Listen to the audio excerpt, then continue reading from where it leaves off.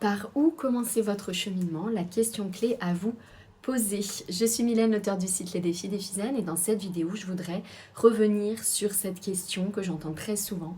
Par où commencer?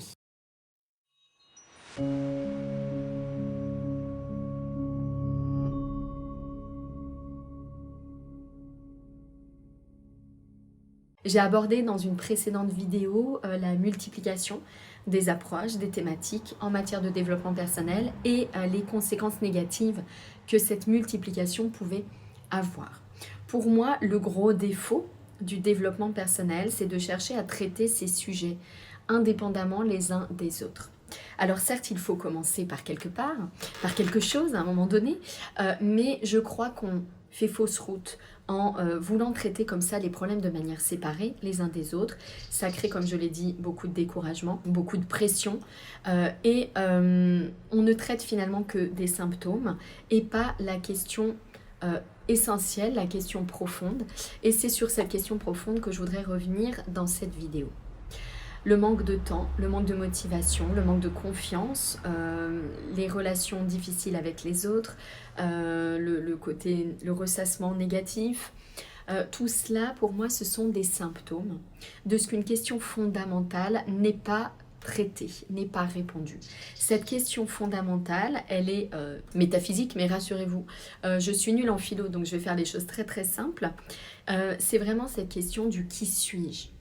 Qui suis-je? Et partant de là, qu'est-ce que je suis venue vivre? Et je crois vraiment qu'il faut, pour commencer son cheminement, examiner, réfléchir à cette question. Quand on réfléchit à cette question, mais vraiment sous l'angle scientifique, rationnel, si on en a besoin au début, parce que les intuitions, les petites voix, les ressentis, tout cela, ça peut sembler à une personne qui débute un peu rebutant, on pourrait dire, un peu perché, donc même sous l'angle de la science, examiner un petit peu sa vision du monde. Il y a deux façons, je pense, de voir le monde. On peut considérer que tout est là par hasard, que nous sommes le fruit du hasard et que partant de là, notre vie n'a pas de sens particulier. Et c'est bien souvent d'ailleurs le sens habituel qui nous est transmis, je pense par l'école, notamment en Occident, par nos parents également. Et puis il y a une autre approche qui consiste à se dire que peut-être le monde n'est pas là par hasard. Peut-être que chaque être vivant n'est pas là par hasard. Peut-être qu'il y a vraiment un sens à tout cela. Et j'aimerais vraiment évoquer ce changement de vision parce que il faut savoir que scientifiquement parlant, les scientifiques de l'infiniment grand et ceux de l'infiniment petit, donc tous ceux qui sont obligés de sortir du cadre habituel de ce qu'on voit, pour faire simple, eh bien ne tranchent pas si facilement entre ces deux options. D'ailleurs, ne tranchent pas du tout entre ces deux options.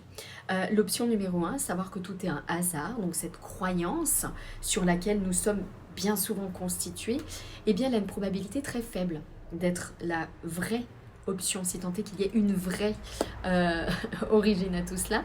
Elle équivaudrait en termes de probabilité à celle qu'aurait une flèche d'atteindre une cible de 1 mm de hauteur située à 15 milliards d'années-lumière. Donc c'est extrêmement faible, mais ce n'est pas nul. Donc les scientifiques ne l'excluent pas, cette hypothèse du hasard. Par contre, il y a une autre hypothèse qui est présente, c'est celle que ce monde a un but, qu'il y a une volonté créatrice à l'origine du monde et à l'origine de chaque être vivant, puisque nous venons de la même particule originelle, on pourrait dire. Ce qui explique d'ailleurs que nous soyons toutes et tous interconnectés, en vertu du principe d'intrication quantique, mais je ne reviendrai pas en détail sur ce phénomène d'intrication dans cette vidéo. Mais l'idée, c'est que nous pouvons changer de vision à un moment. Et je pense qu'en matière de développement personnel, il faut changer de vision. Sinon, on va se heurter à un moment donné à un mur, on va traiter des symptômes en surface, on n'obtiendra pas de résultats, pas de changement profond. Et je pense que ça peut même être très contre-productif de prendre les choses de cette façon. Donc l'idée pour moi est celle du changement de vision. À un moment donné, de croire, de choisir de croire, parce que toute croyance est un choix. De choisir de croire, tout comme nous choisissons de croire que tout est un hasard, de choisir de croire autre chose. Quelque chose qui nous pousse à aller de l'avant, nous aide à aller mieux, nous aide à changer. Ce changement de vision, eh bien, c'est celui qui consiste à admettre que nous ne sommes pas là par hasard et que nous ne sommes là pour quelque chose de spécial. Que chaque personne a son unicité, Nous avons une chance sur 400 trillions d'être tels que nous sommes, notre ADN, notre organisme dans toute sa complexité, toute sa magie. Et donc à partir de là, eh bien, de se dire que tout cela a un sens et que nous sommes venus pour une raison particulière. La question clé à se poser lorsqu'on chemine en matière de développement personnel, c'est la réponse à cette question. Qui suis-je? Changement de vision. Et partant de là, qu'est-ce que je suis venu vivre? Quelle est ma place unique? Quelle est ma contribution unique? Lorsqu'on creuse un petit peu, les personnes que j'accompagne l'expérimentent, on ressent à quel point cette voix-là nous fait vibrer, à quel point cette voix-là nous parle.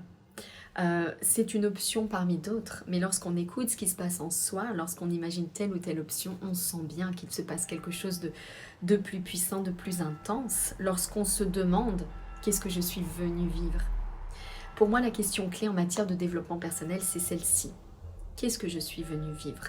Autrement dit, c'est comment m'aligner dans ma vie. Qu'est-ce que je suis venu occuper comme place particulière? Comment prendre cette place? Pour moi, la question préalable est vraiment celle de ce sens profond, de cet alignement profond. Et une fois qu'on a résolu cette question profonde, qu'est-ce que je suis venu vivre? Et c'est un cheminement que j'évoquerai, je pense, dans une autre vidéo qui est équilibré, qui est subtil, qui est nuancé, qui est magique, en même temps qui est une vraie exploration. Eh bien, ça lève, j'ai envie de dire, tous les autres sujets, tous les autres challenges qu'on peut rencontrer. Parce que bien sûr, il est difficile d'être motivé quand on cherche à accomplir un objectif qui n'est pas vraiment notre petite voie, qui n'est pas vraiment ce que nous sommes venus vivre. Certes, on manque de temps quand on cherche à tout accomplir et pas uniquement ce qu'on est venu vivre.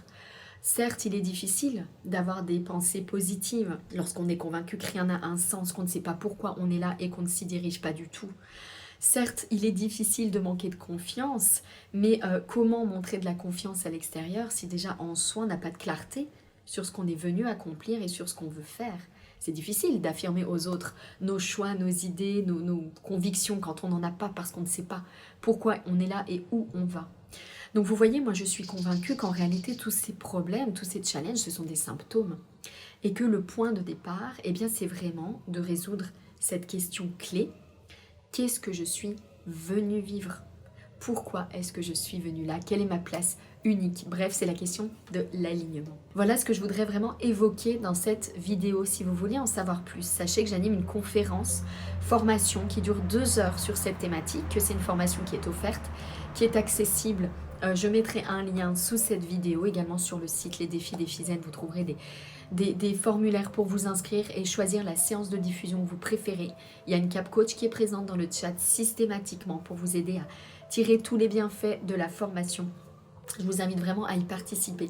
Je vous souhaite une très belle fin de journée et je vous dis à très bientôt pour une nouvelle vidéo.